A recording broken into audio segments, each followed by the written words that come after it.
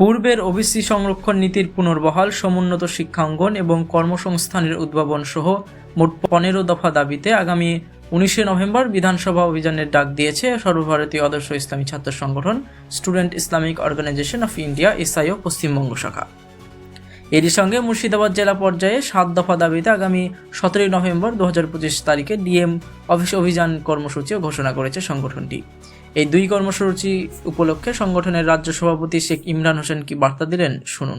প্রিয় মুর্শিদাবাদবাসী, আপনারা নিশ্চয়ই অবগত আছেন এসআইও 2 মুর্শিদাবাদ জেলার উদ্যোগে আগামী 17 নভেম্বর বহরমপুরে স্কোয়ার ফিল্ড থেকে একটি বিশাল পদযাত্রা এবং ডিএম অফিস অভিযানের ডাক দেওয়া হয়েছে।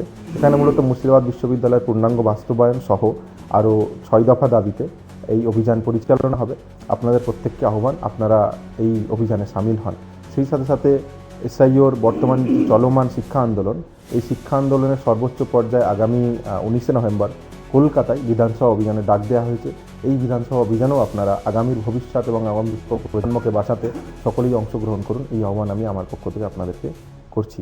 শেখ ইমরান হোসেন, এসআইও পশ্চিমবঙ্গের রাজ্য সভাপতি।